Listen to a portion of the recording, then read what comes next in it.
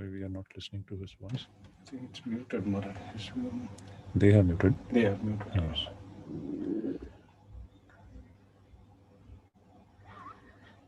It is good if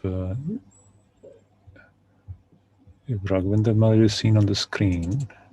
This is good. This is better. This will give us.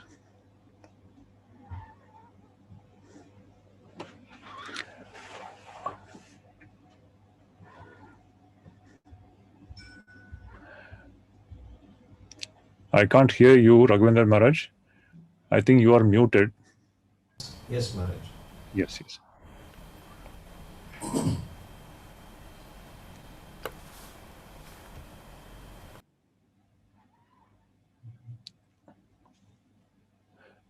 So am I supposed to start?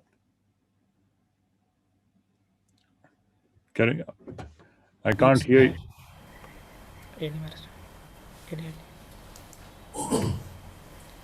Able to hear me now? Yes.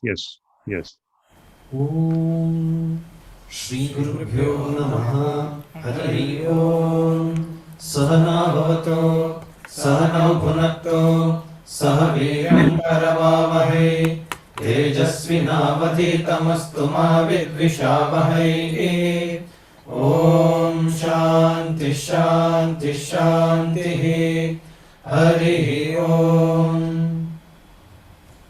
Namaste Iti Rajaya Vivekananda Suraye Satchit Sukaswarupaya Swamine Tapaharine.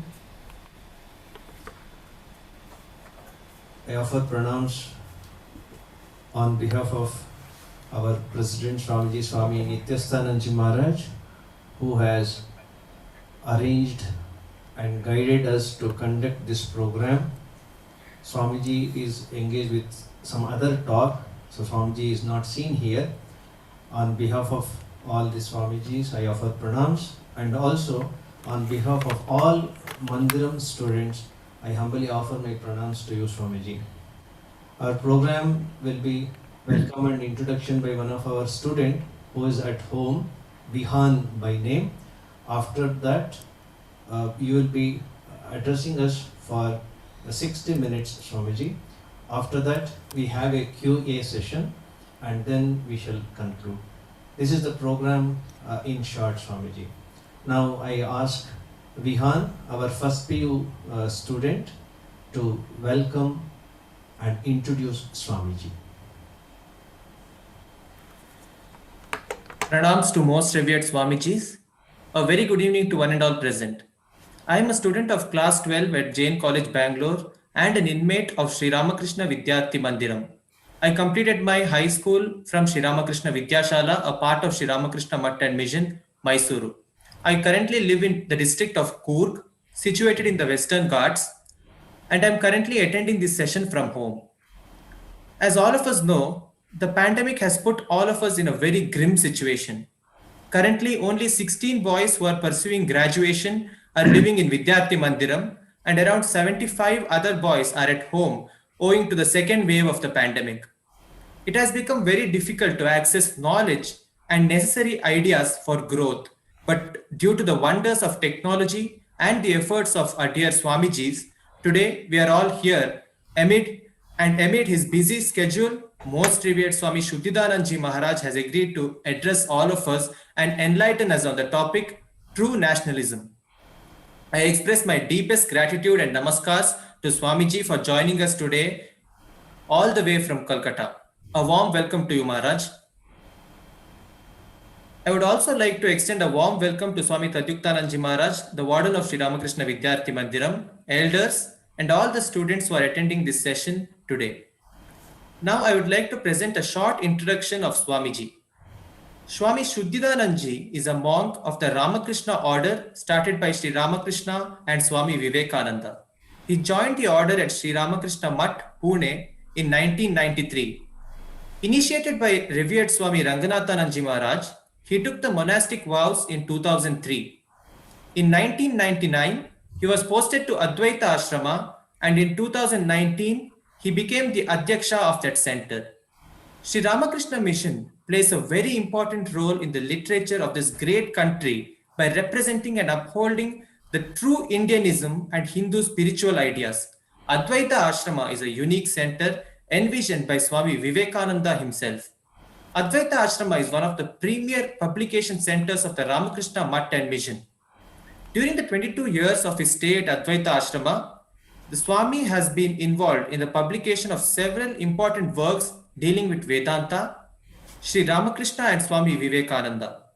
He has been the chief editor of a number of important books like The Message of Viveka Chudamani, The Message of Brihadaranyaka Upanishad, Western Admirers of Sri Ramakrishna and his disciples, Swami Vivekananda as the turning point, and Hinduism, the faith eternal.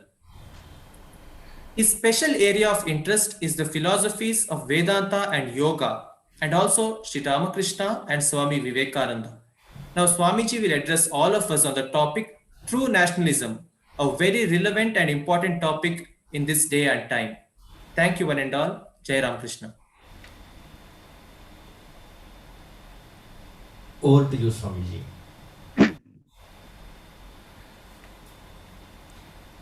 Namah Shri Yatirajaya Vivekananda Suraye Satchit Sukha Swarupaya Swami Netapaharine Hari Om Tat Sat Hari Om Tat Sat Hari Om Tat Sat.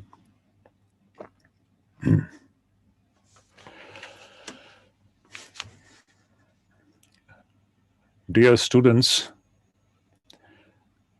devotees, and friends, I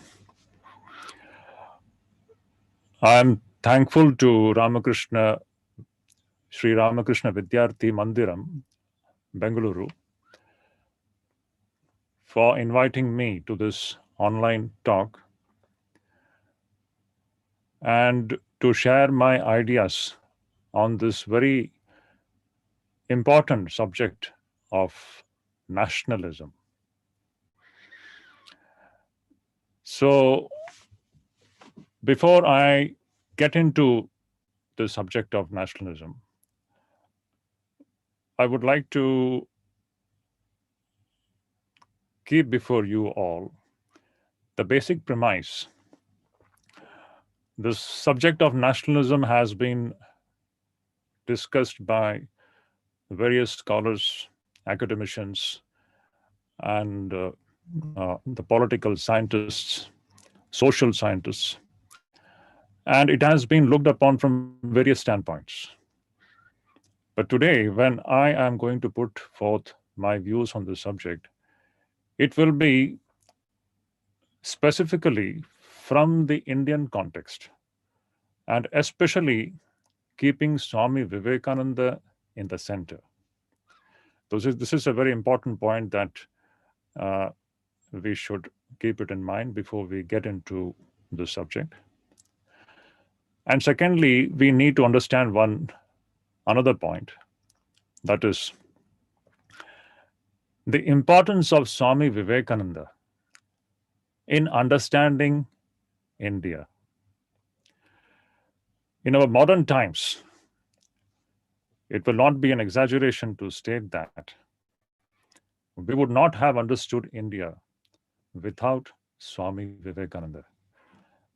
We all know that the great French Nobel laureate Romain Rolland, when he expressed his wish to understand India, Rabindranath Tagore had guided him and told him that if you want to understand India, study Vivekananda. And this is literally true. It's difficult to understand India, especially in the present condition, the complex nature of Indian society, without studying Swami Vivekananda. Even Sister Nivedita, for that matter, has described Swami Vivekananda as condensed India. And going ahead in her evaluation of Swami Vivekananda, Nivedita says that Swami Vivekananda is a confluence of three things. What do we find in Swami Vivekananda? She says there are three things, three ingredients put together is what we find in the form of this magnanimous personality called Swami Vivekananda. So, which are these three things? The first one is, she says, the Shastras. Second, our motherland, India. And third, his own Gurudev, Sri Ramakrishna. So these three things, that is the Shastras, his own Gurudev, Sri Ramakrishna, and Bharat, these three things put together, that is what we find in Swami Vivekananda. And these three things are three, if you look at it individually, but actually they are all one whole. This is the important thing that we should keep it in mind, because there is an inseparable connection between Shastras and India. By Shastras, what we mean is the great universal scientific thought system of the Vedas. This is what actually is referred to as Shastras, the Hindu Vaidika Sanatana Dharma, which is inseparably connected with Bharat. And Sri Ramakrishna, who was the very embodiment of that very Shastras, of that very Hindu Sanatana Dharma. So, the Vaidika Hindu Sanatana Dharma, India, and Sri Ramakrishna put together, that is what we find in Swami Vivekananda.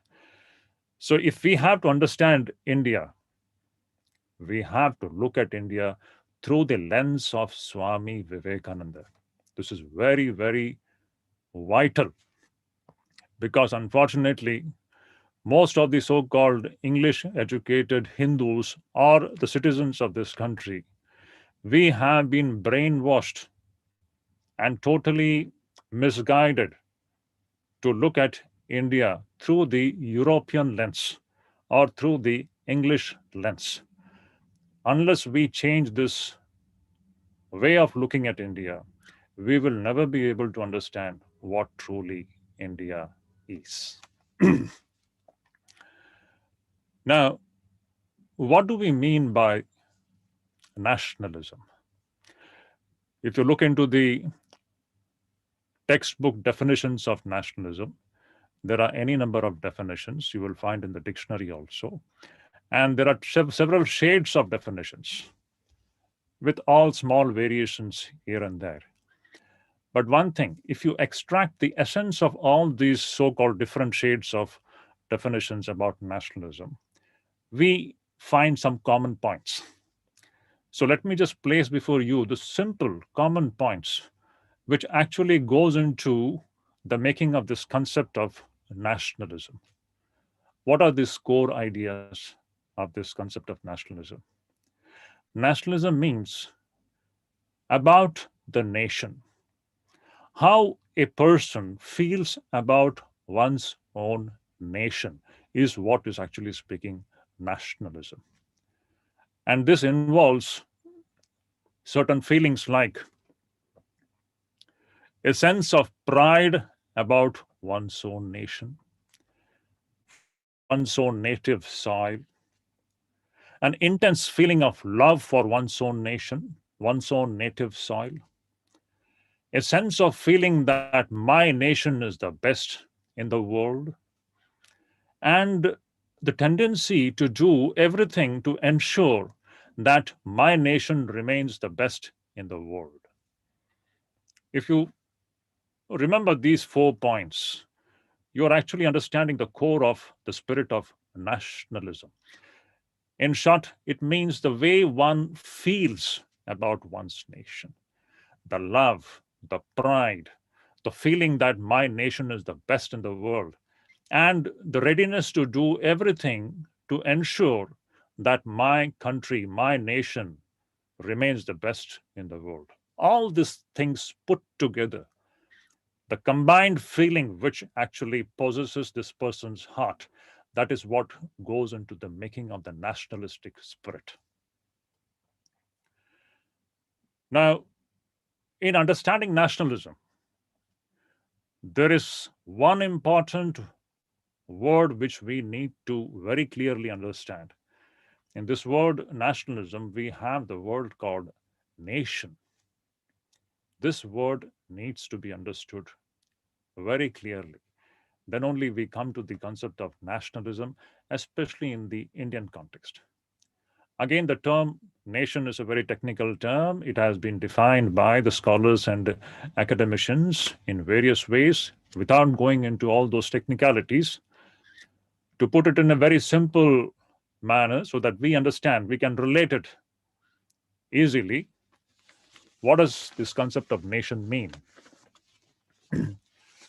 Nation is not merely the geographical territory that we see on a map. What goes into the making of a nation is when there is a group of people, and if this group of people, the men and women, there has to be something common which holds this group of people together as one and gives them a sense of identity. That is what goes into the making of a nation out of this group of men and women. Now, if you just look into the history, there are different, factors which goes into the making of this kind of a nation by giving an identity to a group of people. It can be race, it can be culture, it can be religion, it can be political institutions, it can be geography also, and the most important, it can be language. If you just look into the way the nations have come about in Europe, how a group of people speaking one language, they come together and form one country. For example, a group of people speaking French language, they come together and they become the nation called France. So with the Germans, so with the Spaniards, so with the English, the Dutch, the Russians. So, in this way, in the world, you will find this language is one very important factor which gives a common identity to a group of people because that language factor is the one which connects everybody in and through that language factor and gives them a common identity. So, Swami Vivekananda says, every nation has got something very special which actually goes into the making of that nation. So the next question comes, what is the basis of India's nationhood? Is it political institutions? No. Is it language? No, because India has got so many languages. What is that factor which actually goes into the making of a nation out of the people staying in this Indian subcontinent? What is that factor? If we ask this question, I often, in many of the places where I have discussed this subject, we find immediately the students getting up and answering. They say that, yes, it is the Constitution of India which gives us an identity as a nation and which holds us together as one nation. Yes, it is true. It is true. Because in 1950, when through a political process, we, the people of this country, gave to ourselves the Constitution of India, and in and through that, we became the Republic of India. This is a fact, no doubt. And we became the nation in a very technical sense in the modern times. But the question remains, was India not a nation prior to that? This is a very vital question. Was India not a nation before we became a republic by giving to ourselves the Constitution in 1950? This is the question. What is the answer to this? Now, in the answer to this lies the real secret of what really goes into the making of India as a nation. Now, Swami Vivekananda describes India as the very cradle of human civilization. We should remember that India is the oldest existing culture and civilization in the world. No one has been able to pinpoint the antiquity of this nation, how old it is. It is difficult, it is not possible, truly speaking, how much ever we may try to do it. It goes beyond history into a period of timelessness. So, if we go back into those times, very interestingly, that is the time when the so-called of the modern nations had not even come into existence. We are talking about that hoary past.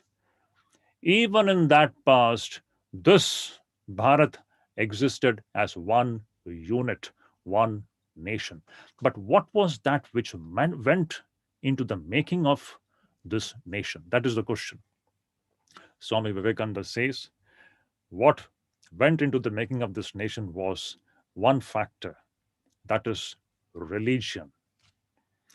It is the universal scientific religion of the Vedas, which held this entire group of people living in this subcontinent together, giving them one sense of identity belonging to one nation.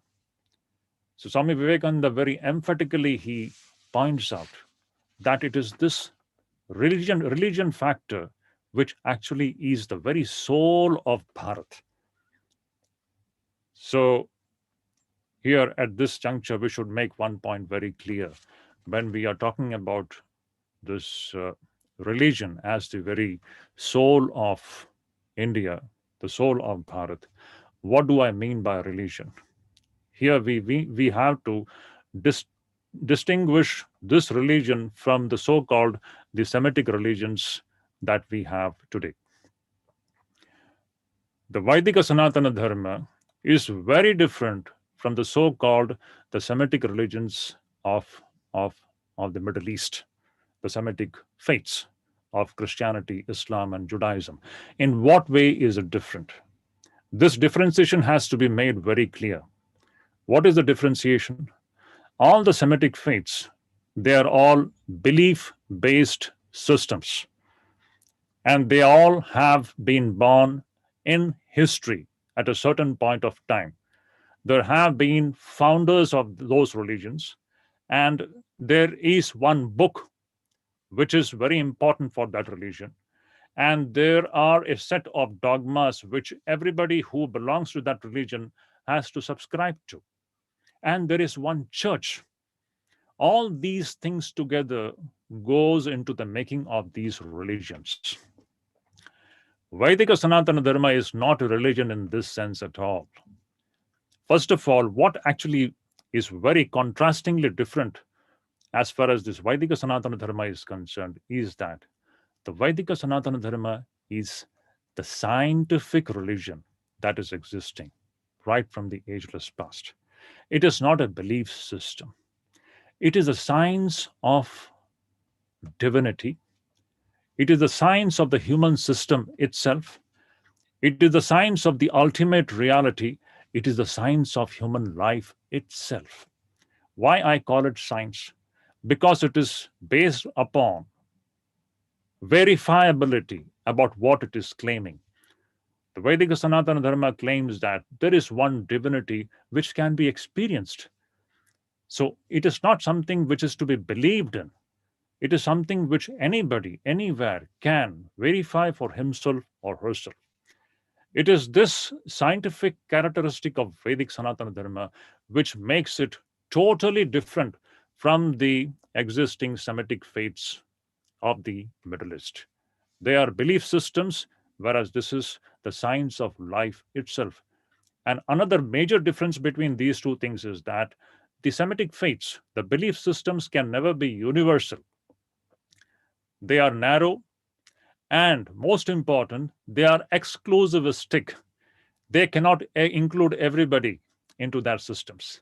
This exclusivism is the one reason why we find these Semitic faiths have expressed this exclusivistic feeling through violence and bloodshed and forceful conversion and invasion. We know the whole history of the Semitic faiths.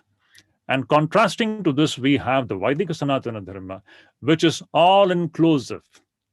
In fact, Swami Vivekananda goes to say that in the Hindu Vaidika Sanatana Dharma system, we don't have the idea of exclusivism.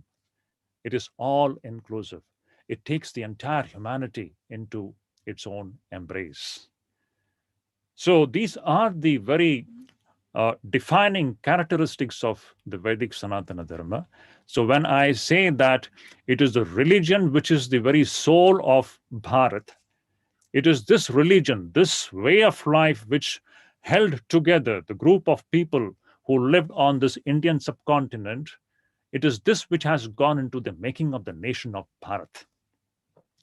There is no Bharat without this Vaidika Sanatana Dharma. Swami Vivekananda says, if this Vaidika Sanatana Dharma religion, if it vanishes within 3 generations, Bharat will be dead. India will be dead and gone. So that is the inseparable connection between religion and Bharat as a nation. It is this religion which has gone into the making of this nation. It is its very soul. It is the very keynote of the music of the national life. Swami Vivekananda says, without this religion factor, there is no Bharat.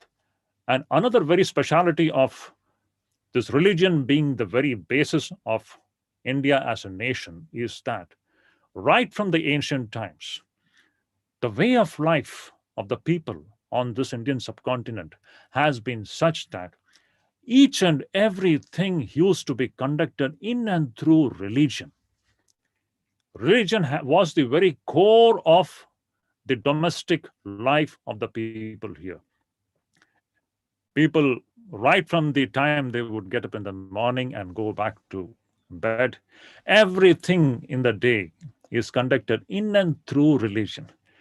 They marry religiously, they beget children religiously, they do all their day-to-day activities religiously. Political affairs are conducted through religion. Social reform is conducted through religion. Social matters are organized and executed in and through religion. Man is born religion and the man dies in religion. That is the inseparable connection of religion with our day-to-day life and even the national activities.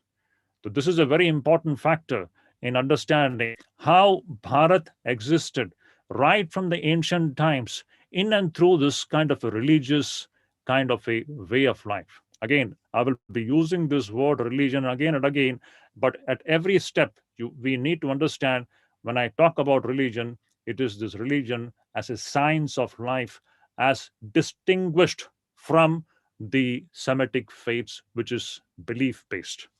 That should be constantly kept in mind. Now, when we understand this inseparable connection between the Vaidika Sanatana Dharma, this scientific religion, and Bharat, the next question comes that in India, historically, we find that whenever there has been decline in the vitality of religion, the Bharat as a nation has gone down into the pits of darkness. When one goes down in its vitality, we find that the other thing also goes down. That is the inseparable connection between religion and Bharat as a nation. Now, and contrarily, we find that whenever there is an awakening in the religious consciousness, the collective religious consciousness of the people of this Indian subcontinent, Bharat also has been awakened. This we see from time to time. Right from the ancient times, you will find this happening again and again. During the time of Buddha, it happened when the religious vitality was diminishing. Once again, Buddha comes and and once again makes this religious life strong and vigorous. And with that, India once again regains her glory. The same thing happens with Sri Shankaracharya during the 8th century AD, when the entire country was seen to be becoming devoid of the great Vaidika Sanatana Dharma system of thought. At that time, Sri Shankaracharya once again comes and infuses and breathes fresh life into this Vaidika Sanatana Dharma. And in and through the awakening of the religious consciousness, whole nation becomes revived. This is the connection between the awakening of the religious consciousness and awakening of Bharat as a nation. There is a very close connection, inseparable connection between these two factors. Whenever India has revived, it is through the awakening of the religious consciousness of its people. Now, what happened in the 19th century? It's very interesting. What do we find here? In the 19th century, we find that this religious consciousness of the people, this Vaidika Sanatana Dharma, we find in its lowest ebb. People had lost respect for this great Vaidika Sanatana Dharma. They had lost faith in religion itself. It is so interesting that India is the very land where spirituality was born. India is the very land where all this religious quest was initiated and taken to its logical end. And the greatest discoveries in the realm of spirituality and religion has been made in this land, and that is the real glory of this nation. And in that country, a time had come in the 19th century where people had lost faith in that very religion. People had lost that Shraddha for Vedika Sanatana Dharma. People had lost their respect for India itself. And there are several reasons for this. This was a very complex situation brought about by several factors, like, politically speaking, the 1,000 years of foreign invasions, Islamic invasions, finally ending with the British rule, and the 1,000 years of plunder which had taken place in this country, and the siphoning of all the material wealth. We know, even by the Britishers, it is said that even in the 17th century, India was very rich. In fact, if you go back even 1,000 years back, India was the richest country in the world, materially speaking. What to talk about spiritually and philosophically? This richest country in the world in the 19th century had become the poorest. Why? The English came here and they siphoned off India's wealth, the material wealth. We know the stories actually. They say that shiploads of wealth from this land used to be transported from Indian ports to the English land. Shiploads, several fleets of ships would be transported from the Indian ports to England, carrying the huge wealth from this land. That is how India finally landed up. India was made a poor country, absolutely the richest country, becoming one of the poorest in the 19th century. Material wealth is gone, but more dangerous was the cultural kind of a conversion which was taking place in and through the English education. Since the English education was adopted in this country, and that was done with a very specific plan, very clear-cut plan, in order to uproot the Indians from their own roots. We know this ploy, this conspiracy by the Europeans. And in and through this English educations, people were made to understand that Indian religion is all superstition, it is all myth, and it is all worthless. And India itself is a very, very barbarous and a backward country, and the real glory lies in the West and in Christianity. So this was the overall trend, or the overall intention behind the education system which the English had thrusted upon the people of India. And because of all these factors, as India had become very poor, and contrastingly, we find the Europe and the West, the Americas, they had become very wealthy, you may say. Since the 14th century, we see the West, after the Renaissance, the Reformation, the Enlightenment, and the Industrial Revolution in the West, the scientific discoveries that were made possible in the West, all post 14th century, in 400-500 years, and of course the imperialism policy which was followed by the Europeans, all this put together, the West in 400-500 years suddenly had amassed huge amount of wealth, mostly plundered from the African and the Asian countries. Whatever it is, they had become very rich, and their society had become very glamorous and glitterous. And India, contrarily, in the 19th century, had become materially very poor, and even ideologically, they were brainwashed by the English education system. Now, in this situation, the Indians, with completely their Shraddha for their religion lost, the self esteem lost, the pride for the nation lost, they were looking towards the West as if West is the ideal that they have to follow. It is very interesting to note that prior to Vivekananda, whoever went to West, they went to West in order to learn from the West. They learned from the West and they came back to India and told the Indians that you are all foolish people. You all have to follow the West because you follow your worthless religion. That is the reason why India has become poor and so backward. This used to be overall trend of people who went to West prior to Vivekananda to learn lessons from the West and come and speak bad about India, to speak bad about India's religion. Vivekananda was the first person who went to West not to learn, but to teach the West. And what did he teach? He taught the greatest teachings of the Vaidika Sanatana Dharma. He taught the glory of Bharat, how glorious this Bharat is, historically speaking. For the first time, the world's attention was drawn towards the glory of Hindu Sanatana Dharma as well as the glory of Bharat. Now, how did Vivekananda do this? We all know.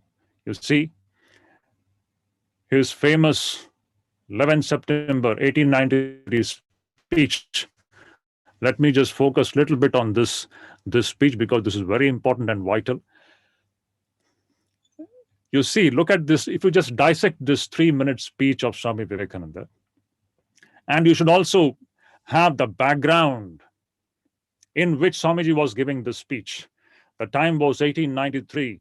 India was lying flat on its back, materially the poorest country, and the whole world looking down upon India, the whole world looking down upon Hindu Sanatana Dharma as a backward and a worthless religion, nothing to contribute. India has got nothing to contribute. The slave nation and the people slaves. That was the old attitude of the world.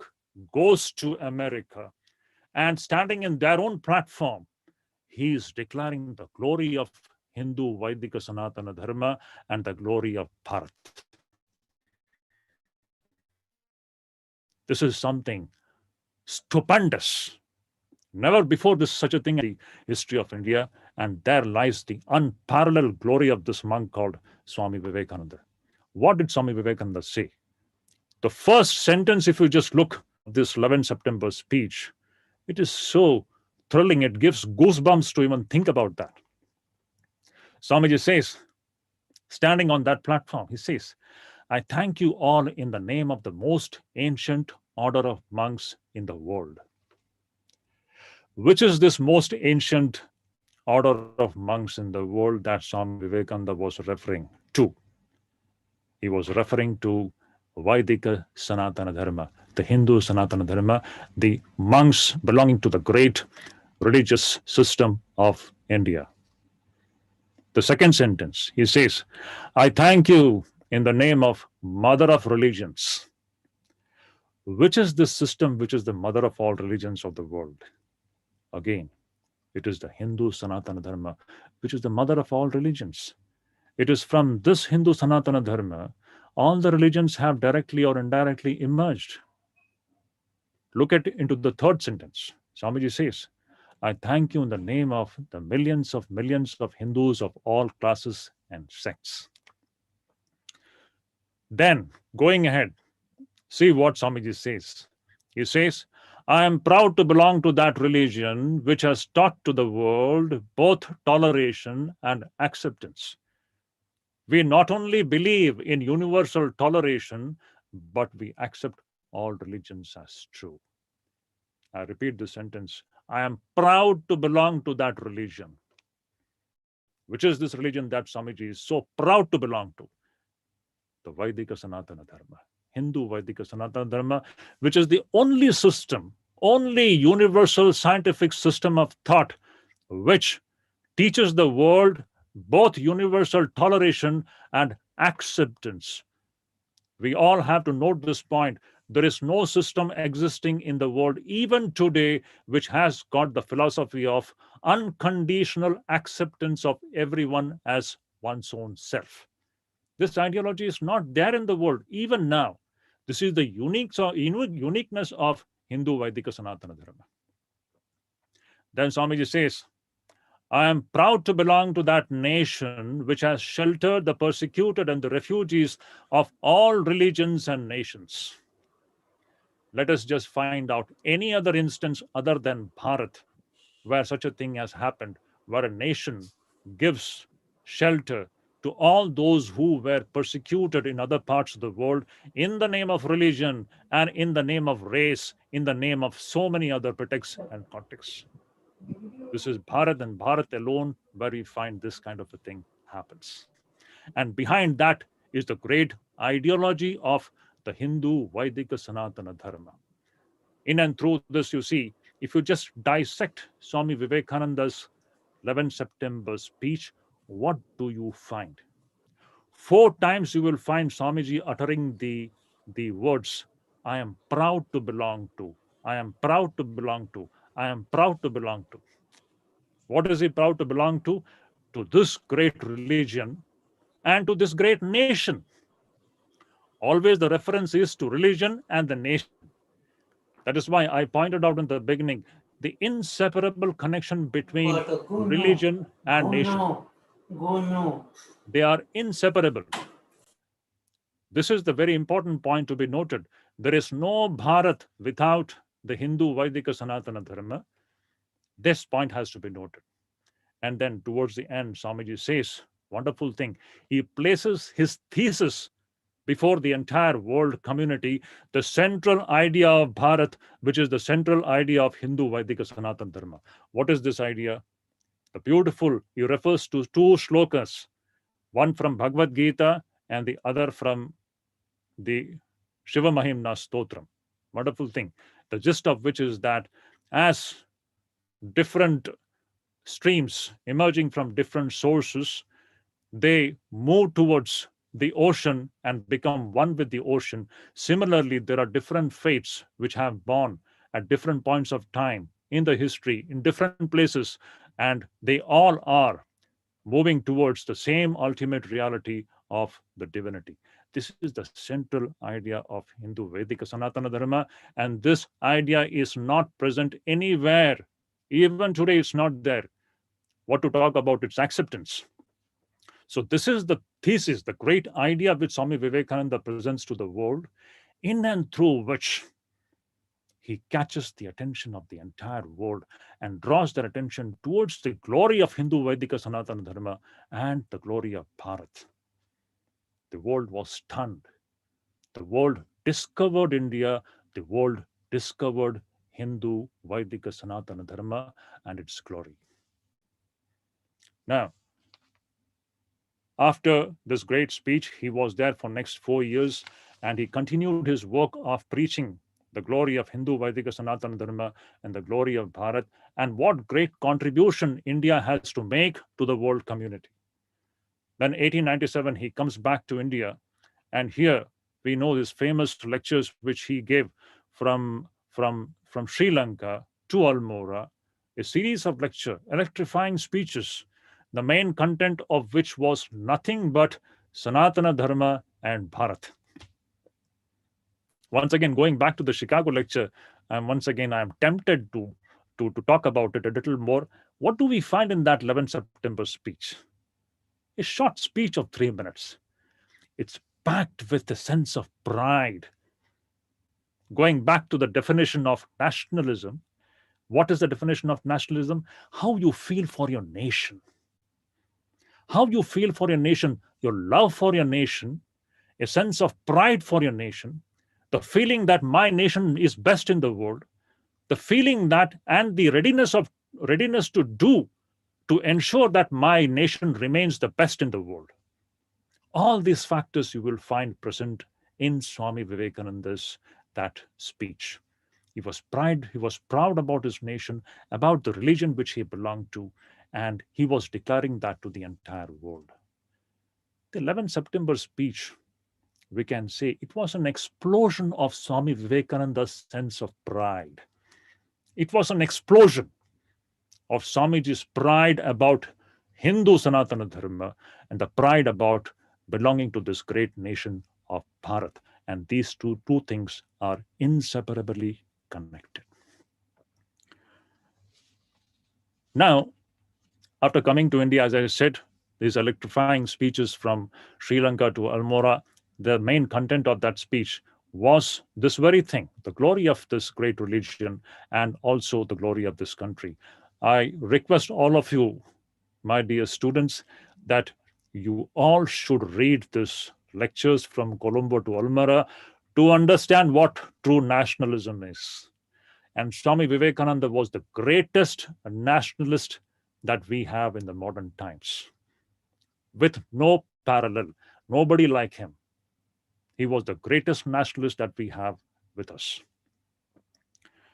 Now, the next thing which is we have to notice that so far everything is well and fine and good. We have tried to understand that how nationalism means. It is how we feel about our own nation, our sense of pride and love for the nation, which we find so gloriously exemplified in the personality and life of Swami Vivekananda. It's fine. So we are proud about our religion, we are proud about our country, and we have understood the inseparable connection between religion and Bharat. But a very practical question which will trouble our mind is, how is this religion going to solve the day-to-day problems of our country? Can religion remove the poverty of this country? Can religion remove the backwardness of this country, which we have even today? Even today, if you just see, crores and crores of people in this country are living beneath the poverty line. What can this religious consciousness do for them? Apparently, many of the so-called English-educated people may say that religion has got no role to play in that. No, it's not like that. Swami Vivekananda was the first person who translated, or rather, who channelized the religious instinct of the people of this country into the channels of seva. This is a wonderful thing which he did.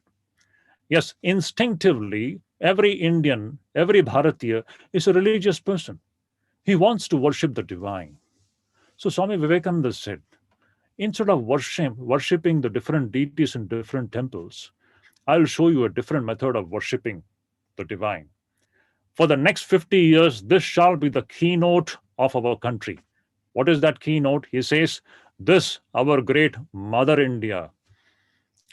Forget about all other vain gods. Let all other vain gods disappear from your minds. And this is the only God, the only deity that is awake now, our Mother India, which is awake. Now, Swami Vivekananda initiated this new kind of worship, worshipping the divine, worshipping our own Mother India. He says, for the next 50 years, forget about all of the vain gods. Worship Mother India. You see how Swami Vivekananda connects the religious instinct with nation building. And how are we going to worship this Mother India? This worship of Mother India is not with incense sticks and offering flowers and waving lights. It is not that way. Worshipping of this Mother India has to be done By what? By serving its citizens, by working for the poor, the downtrodden, the fallen, with the attitude that you are actually worshipping the divine residing in their hearts. This is the wonderful way in which the great Advaita Vedanta philosophy, which is the core of Hindu Sanatana Dharma ideology, that Advaita Vedanta is translated into a dynamic, service oriented method by which the well being of this country can be brought about. What a wonderful thing Swami Vivekananda initiated. So he said, if you want to be a patriot, if you want to be a nationalist, three conditions have to be fulfilled. Very beautiful thing Swamiji says. What are the three things? He says, if you want to be a patriot or if you want to be a nationalist, the first thing required is you have to have intense feeling for the poor, feeling for the downtrodden, feeling for the fallen. What can you do for them? That intense, passionate feeling. Can you feel that pain? Can you feel that suffering? This is the first condition. Second, he says, mere feeling won't work. Along with this feeling, you have to use your brain. That is, you have to chalk out plans to remove their suffering. Mere feeling won't work. Now you have to use your ideas. How can I bring some succor to their lives? How can I remove their poverty? That is the second thing. And the third thing Swamiji says, mere planning also won't work. Now this plan has to be executed. And when you go to execute your plan, you will come across thousands of obstructions. And Swamiji says, will you have the courage to face all the obstructions? He says, even if the whole world stands against you, even if your wives and children stands against you, even if your wealth is gone, your name and fame is gone, your position is gone, in spite of everything going away from your hand, still will you dare to do what you think is right for the good of the poor people? If you have that kind of a courage, then you are a true patriot, then you are a true nationalist. Another way of understanding the connection between religious instinct, religious consciousness, religion, and nation building is very important. In India, as I said in the beginning, everything is done in and through religion. Swamiji says this point again and again. Here, nation building also has to be done in and through religion. Swamiji knew very well this nation cannot be built unless the character of its citizens are built. And when it comes to the point of building the character of its citizens, there comes the role of religion. How? What happens when the religious consciousness is awakened? What do we mean by awakening the religious consciousness? We should understand the central idea of this religion which we are talking about. The central idea of the Hindu Vaidika Sanatana Dharma is nothing but the Atman, the divine focus within each one of us. Every man, every woman is at its core nothing but that immortal, all powerful Atman. This is the basic teaching of the Vaidika Hindu Sanatana Dharma, and this Atman is something which can be verified, which can be experienced. When this Atman is awakened, then will come true men and women of great character, selfless, ready to work for others, those who are fearless, and those who can sacrifice everything for the welfare of the others. It is such men and women with the Atman consciousness here, those who can, truly speaking, do some great work for the nation and help in the process of nation building. So you see the connection between nation building and religion in Indian context. We should remember one point. We are discussing this subject purely in the Indian context. This may not happen in other places. In other places, the nations have their vitality or soul in other factors, but not in religion. But whereas in India, the very soul of India lies in religion. Religion is the central keynote. The main vitality of this country is in religion. And when I talk about religion, it is the universal scientific thought system of the Vedas, the core idea of which is the philosophy of the Atman. So that's why Swami Vivekananda says, teach yourself, teach everyone the real nature, call upon the sleeping soul and see how it awakens. Power will come, goodness will come, glory will come. Everything that is great will come when the sleeping soul is roused to self conscious activity.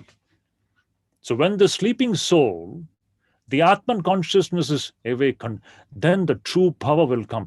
Then men and women will become men and women in the truest sense.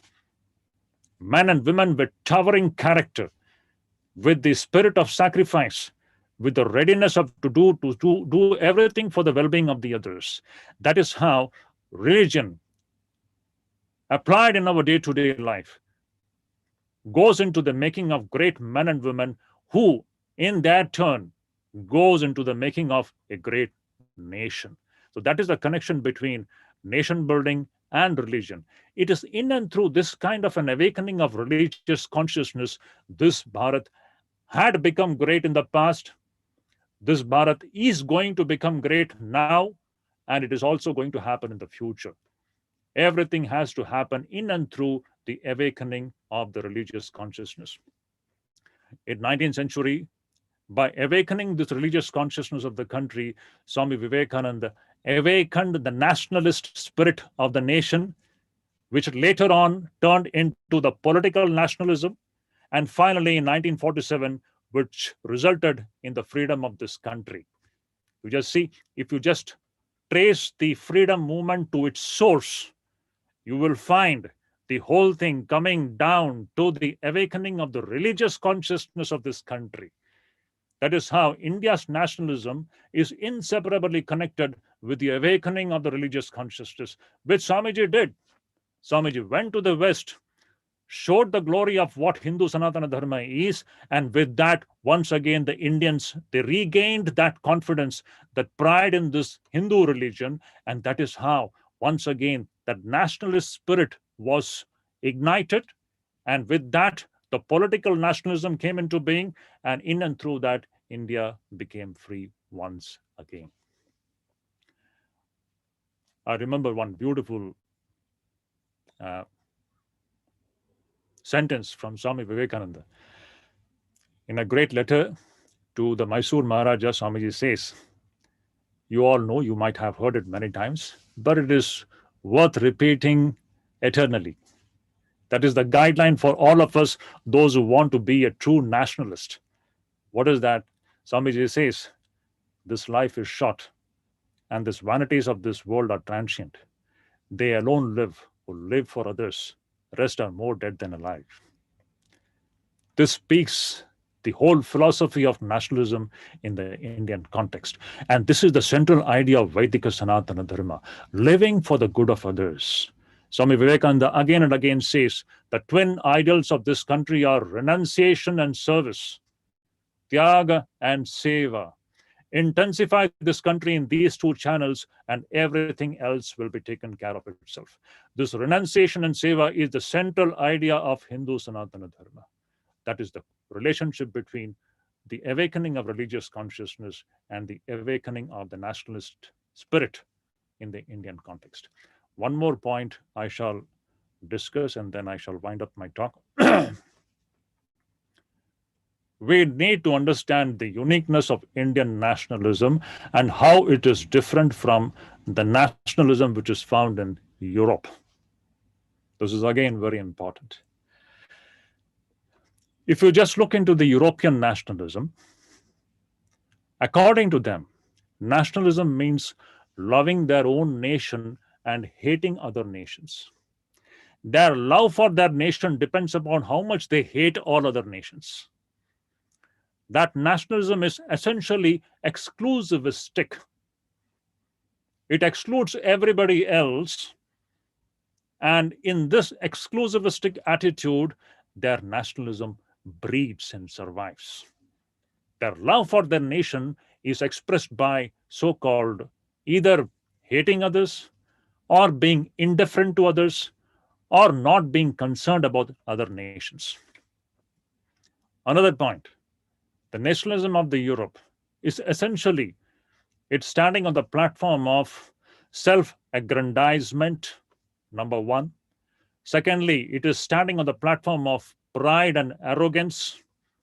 Thirdly, that nationalism always eyes on other nations' territories, material resources, and wealth. Every nation in the West is constantly eyeing on the other nation's wealth and resources, and it wants to have everything for itself, for its own benefit, for its own so-called material aggrandizement. Now, it is this kind of a nationalism which has been the root cause of the wars which we saw in the 20th century and even before that. All the world wars which we have seen. What is the root of that? This kind of a narrow, negative, destructive nationalism in which a group of people only loves itself and hates everybody else. This is the characteristic of so-called the European nationalism, which is negative, which is destructive, because of which the whole world always sits on the brink of tension and on the brink of war. We don't know when the war will break out because everybody is wanting to grab from every other nation. Today, the grabbing may not be physical territory. Interestingly, we are living in a digital age where people are now trying to grab the data of other country. This is the more so-called a virtual kind of a warfare which is going on. Every other country is eyeing on the kind of data the other countries have, and they want to grab it for their own benefit. So this is the kind of a negative and destructive nationalism that we find in the Europe. Now, contrasting to that, here stands Indian nationalism, in which nationalism is not an end in itself. This point should be noted. Indian nationalism is not an end in itself. Indian nationalism is a step towards internationalism. Indian nationalism is a step towards embracing the whole world as one family. This is the uniqueness of Bharat, and Bharat alone is destined to do this. Ages ago, again, we have to go back into the history. There is no other way. Ages ago, the great Rishi of the Upanishads had declared this attitude of that this is mine and this is not mine. This attitude belongs to the narrow-minded, small-minded people. In the Sanskrit, the verse is so beautiful. It says, I am nija parovaiti ganana laghuchetasam. And then it says, udara charita nam tu vasudhaiva kutumbakam. But for the large-hearted people, the entire globe is one family. This is the internationalism of the Hindu Sanatana Dharma, which is the very soul of Bharat. It is Bharat alone which can teach the lessons of internationalism, and that it has exemplified this throughout its existence. If we go back into the history and we see Bharat is the only country which has not invaded other persons' territories, wealth, and resources. Bharat is the only country which has not cut the throats of its neighbors and shed blood in the name of military expeditions, in the name of religious persecution. That is the speciality of Bharat. And this attitude and behavior of Bharat comes from the great religion, which is the soul of Bharat. And that is Hindu Vaidika Sanatana Dharma, which is a benediction for the entire world. India and its religion is a benediction. It's a blessing for the entire humanity.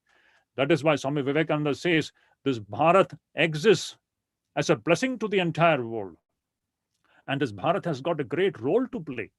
That is to spread this message of peace, the message of spiritual enlightenment to the entire world and make the entire world one family.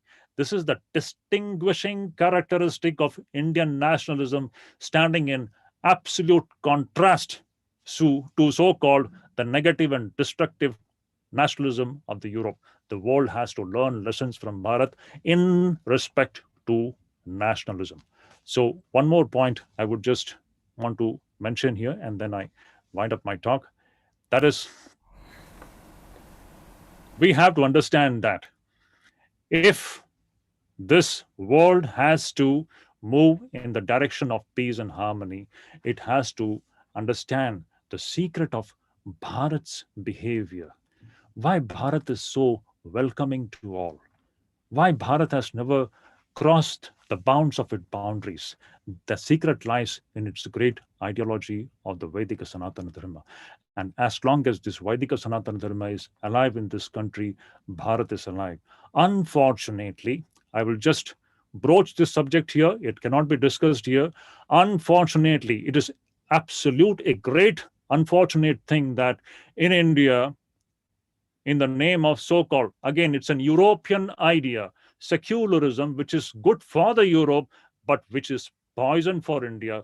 In the name of the secularism, we have relegated Hindu Sanatana Dharma to a secondary and a tertiary and a non-important position in the governance of this country. This is the biggest mistake that we have made in our modern times because we have misunderstood the Hindu Sanatana Dharma. As I said, this is not a religion in the sense of the Semitic religions. This is the science of life itself.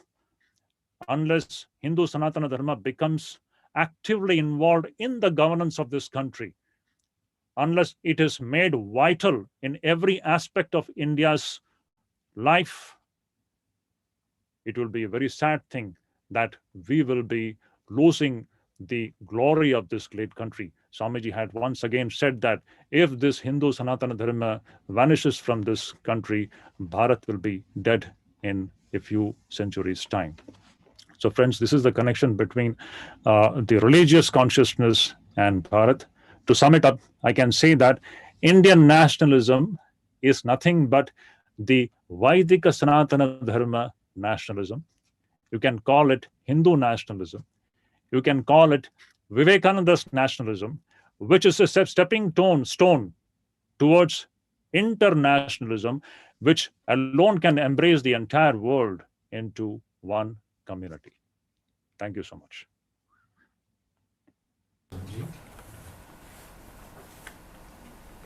Any questions?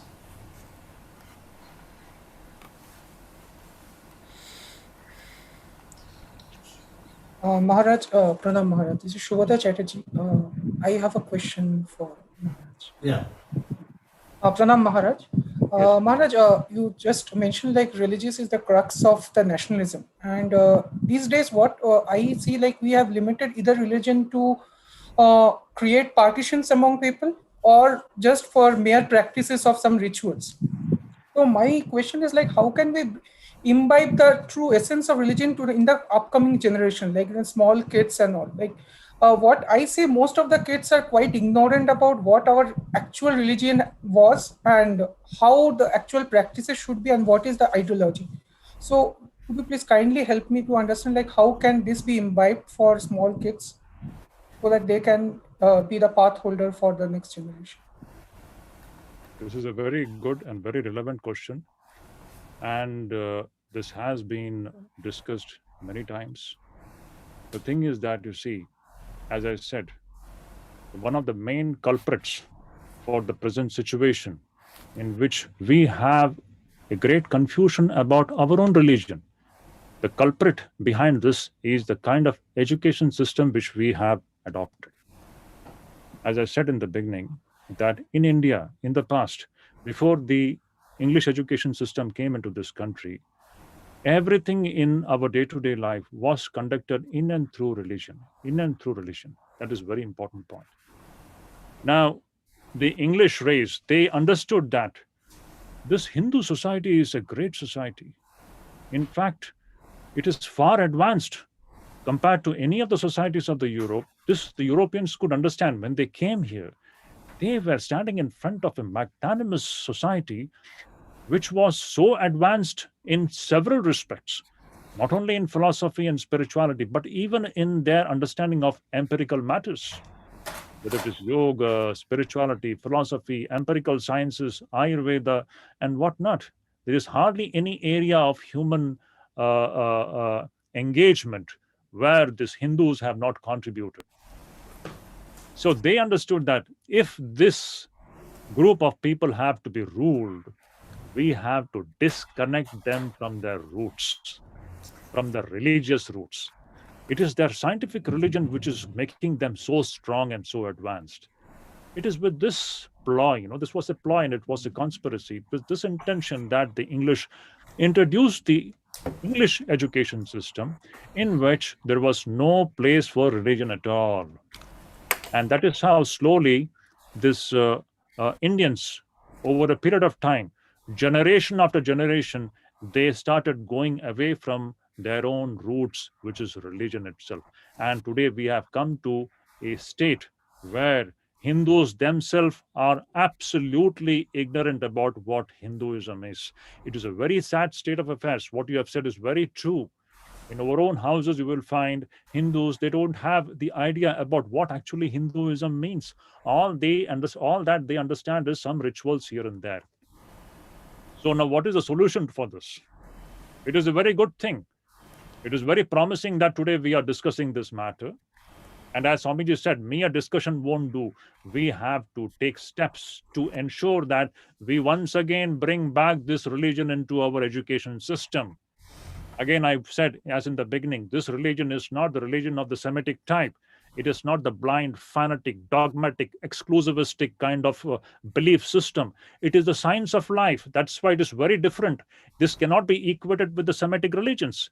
Yes, the Semitic religions cannot be the core of India's national life, but the science of human life, which is the Hindu Sanatana Dharma, that should be the center of India's education, that should be the center of India's politics, that should be the center of India's social reform, that should be the center of everything that this country is involved with. Because that is the very science of life itself. Because there is nothing exclusivistic in that. That is the only system in which all the religions can remain and survive peacefully. That is the true secularism, so-called, of the Hindu Sanatana Dharma. So we need to create an opinion among the people and slowly bring back this religious education. Again, religious education, I mean the scientific religion of the Vedas, in which the whole stress is in the realization of the Atman. This Atman is kept at the center of the education. When this happens, then the true national awakening, the religious awakening will take place. And from that, a great India will be built up. So we need to once again bring back this science of life into our education system and enlighten our children. It is still, we can expect that this may happen if we keep on creating this kind of an opinion, a strong opinion then builds up. And with that, we can expect that in future, strong steps may be taken from the higher ups to introduce this kind of a religious education in our day-to-day life. Just imagine where the religion is the very soul of this country, that in that country, we are not allowed to teach religion in our schools and colleges. What a pathetic state it is. Swami Vivekananda says that religion is the very soul of this country. And in that country, for ages where education has been essentially the scientific religious education, in that country today, we cannot talk about religion in our schools and colleges. Let us build up this opinion, and let us hope that in future, a time will come when this will become a reality, the policies will have to be changed. And then we can move in this direction of once again bringing back the real vitality of this country back into our day-to-day life, domestic life. Thank you so much, Maharaj. Pranam Maharaj. Myself Niranjan. I have a question, Maharaj. How can we as youth inculcate Sanatana Dharma in day-to-day life in the means of academics or in the means of personal life? See, first of all, I would say the best thing is that you have to study Vivekananda. You study Vivekananda properly. So Vivekananda is the source and the means or the way to understand what Sanatana Dharma is. There is no better teacher than Vivekananda in our present times. And when you study Vivekananda, you will understand, first of all, what Sanatana Dharma is. You will understand what I am saying now, how it is different from the so-called exclusivistic, dogmatic, fanatic religions of the Middle East. In that sense, this Vaidika Sanatana Dharma is not a religion at all. It is science. So to understand the scientific nature of Vaidika Sanatana Dharma, you should study Vivekananda. You will understand this is the science of life itself. So when you understand that, then you will understand how to apply it in your academic and your day-to-day life. Just tell me which is that area where this Atman philosophy doesn't become applicable. The Atman philosophy is applicable to the entirety of the human life. It is not localized that you apply it in one area and not in the other area. When you are aware of your own Atman, then that Atman consciousness becomes manifested in whatever you're doing, whether it is your academic career, whether it is your profession, whether it is your family life, whether it is your relationships. Everything gets divinized. Everything is uplifted to a sublime level of divinity, and life itself will become blessed. So to bring this Atman factor in whatever we are doing, in whatever we are thinking, in whatever we are willing, that is the main, what should I say, the challenge that we have in front of it. And how to do that, you can get the hints from Swami Vivekananda. Read Vivekananda's lecture from Colombo to Almora. Read Vivekananda's practical Vedanta, where Swamiji talks about how to practically apply this Atman philosophy in one's day-to-day life, and how that can transform us from a very low level to a high level of character and possibility.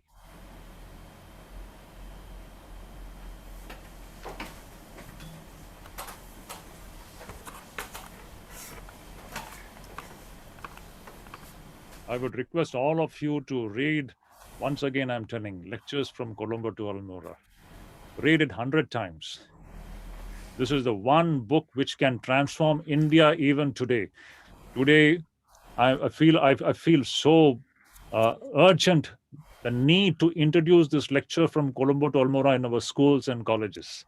Every single talk is an explosion which can completely revolutionize this country. Even now, it had revolutionized India in the 20th century during the freedom movement time. That is what I said. What does this book contain? It contains nothing but the glory of Hindu Sanatana Dharma. And when that was touched upon, the true nationalistic spirit was awakened. That is how the freedom movement was actually, it got all its strength. It derived all its strength from the awakening of the religious consciousness, from the awakening of the religious pride, from the awakening of that pride and the glory of Hindu Sanatana Dharma. It is from there that the freedom fighters drew all that energy. And they had Gita in their hands, Upanishads in their hands, and Swamiji's books in their hands. Again, I am showing the connection between religion and Bharat. They are inseparable. There is no Bharat without religion. And this religion, what I mean is the Hindu Vaidika Sanatana Dharma. So please read lectures from Colombo to Almora. That is the one book which should be immediately introduced in our education system. All the children above the age of, say, 10 or 12 should begin to read this book. Knowingly or unknowingly, they have stumbled upon this suggestion, Maharaj. From 2 days onwards, they have started reading Colombo to Almora.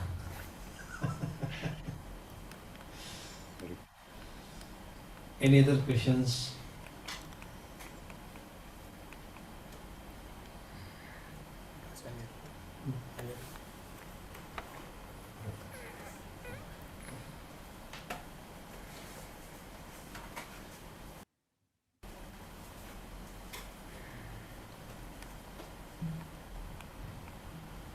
Pranam Maharaj, I am Anirudh. I have a small doubt on the lecture you have given now. Considering the fact that India is welcoming to other countries, won't other countries take our country as granted? Wonderful question. See, I have been given just 60 minutes to talk about this subject. In fact, there are many topics within these topics, and each topic can be discussed separately. So it was not possible for me to shed light on all these areas. So when we talk about India being welcoming, we should understand one thing. What you said is a very practical point. Yes, India is welcoming. India has always sheltered the persecuted, the refugees of all the countries and of all the religions in this country for ages. It has been happening. But that doesn't mean that India will keep quiet if it is attacked today. If Bharat is attacked by anybody, Bharat will pay that nation in its own coin. Unmistakably, Bharat will fight tooth and nail. But that doesn't mean that Bharat has got hatred for anybody. This fight of the Bharat is purely in defense. This is the one great characteristic of this country. Whenever our people, the great freedom fighters, let us go back to Chhatrapati Shivaji, Rana Pratap, Prithviraj Chauhan, Rani of Jhansi, all of them, they all fought in defense. They were never offensive for the sake of becoming offensive. That is the ideology of Bharat. That is the beauty of Bharat. Yes, if anybody points their finger towards Bharat, Bharat will pay back to that nation in its own coin, in its own language, and Bharat should do that. But that doesn't mean that Bharat has got any intrinsic hatred for anybody. If this is the philosophy of Bharat, that we stand in defense of our country, and it is only in defense that we raise our arms. Otherwise, in our intrinsic philosophy is that we look upon everybody as one family. If this ideology, just imagine, if this ideology is adopted by all the nations of the world, if they give up their selfish, greed centered, arrogant kind of nationalism, which constantly eyes on the wealth and resources of other countries, if they give up that kind of nationalism, where will be the need for any fight or wars? All that Western nationalism results in the amassing of arms and ammunitions, and it is the other name of aggrandizing the military enterprises. Is it not? Just imagine, because of that kind of a negative nationalism of this Western kind, where we love our country by hating others, we are investing billions and billions of dollars in arms and ammunition. Just imagine if they change their ideology and adopt the Indian way of nationalism, where we don't harbor any hatred for anybody, where we don't eye upon the other nation's resources and land, where we believe that all the nations are like we are one brotherhood, living like one family. Will there be need for the nations to invest billions and billions of dollars in military affairs? That money can go in solving the problems of poverty and backwardness, not only in their nation, but on the entire planet itself. It is this India's ideology of nationalism, which is a stepping stone towards internationalism, which alone can save this nation. The world has to learn this nationalistic lesson from India. So, as you said, yes, India is welcoming to all, but that doesn't mean that India is going to keep quiet if anybody attacks this country. India will fight tooth and nail back. It will give that nation back in its own coin, but that is only in defense. Otherwise, India's policy is never to transgress the limits of its boundaries. This India has showed this in the entire history, in her historical existence. This is the one nation which has never transgressed the geographical bounds of her country. It has never slit the throats of its neighbors. It has never persecuted anybody. It has never shed rivers of blood, which every other nation has done. Holocaust, genocide, persecution, inquisition, and whatnot, all barbarous things happening. And interestingly, history describes those people as great. I still wonder why people call Alexander the Great. What is great about it? Somebody goes around the world, plundering the world, killing, massacring committing genocide, killing, murdering, raping, persecuting everybody, and just because of his military power, history depicts that person as great? What is true greatness? That greatness has to be learned from the Indian personalities like Buddha, like Shankara, like Vivekananda, a life given to self sacrifice, a life where the person teaches the entire humanity the lessons of love, the lessons of peace, the lessons of spiritual enlightenment. Anyway, that's a different subject altogether. So, the answer to your question is definitely India is welcoming, but that doesn't mean that if anybody comes to us with some bad intentions to do some harm to us, India will pay back that country in its own language, in its own kind. Otherwise, intrinsically, India has never harbored hatred for anybody in this planet. This is the nationalism which world has to learn from India, and India alone. Swamiji says India is destined to give these lessons to the world. The very existence of India is meant for this purpose. No other country can do this. That is the glory of Bharat, and that comes from its religion. Again, let me come back to the same point. India's nationhood lies in religion. India's nationalism lies in its religion, the religion of the Vedic Sanatana Dharma. Let our policymakers listen to this fact. Let them ponder over it. Let the whole country think about it. And we have to go back to our roots. Yes. Thank you, Swamiji. Any more questions?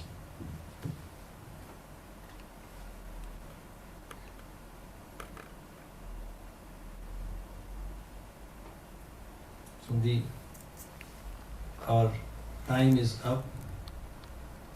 We shall conclude the session with a small, a formal vote of thanks, in short, through offering the pranams. But before that, definitely some of the conclusions what you have made, that is really making us think, because the terms like secularism, such words, has created all of us in great spin. As you rightly said, the solution is very close to us, Vivekananda. It's a high time that we should study Vivekananda. Definitely, I am sure our students, though they are in the institution, but still they have not realized this truth, I should admit. But today we have thrown a special emphasis and light on the ideas of Swami Vivekananda by referring his book. Definitely, I am sure many of our students, they open their eyes and start reading Swami Vivekananda's literature, Swamiji. And I am sure also many of the viewers who are viewing through YouTube, they have also enjoyed, and I hope this lecture has been an eye-opener for them in this pandemic situation. I offer my pranams personally and on behalf of our Mandiram students, Swamiji. I request our inmate Aniruddha to conclude the program.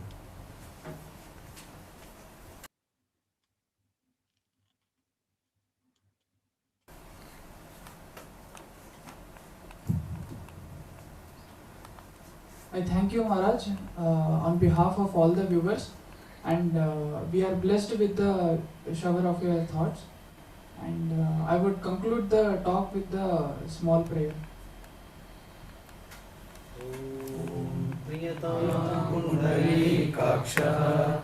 सर्वयज्ञेश्वरो Hari तस्मिन् तुष्टे जगत् तुष्टं प्रणीते प्रणीतं जगत् हरि ओम तत्सत श्री राम कृष्णार्पणमस्तु. ಇಲ್ಲಿಂದಲೇ ಪ್ರಣಾಮ ಮಾಡಿಬಿಡಿ Swamiji. Swamiji, we offer pranams from here only. pranams to all of you, and my good wishes. And I wish you all the best for your future. Swami Vivekananda is your guide, and please make Swami Vivekananda the hero of your lives. Thank you so much.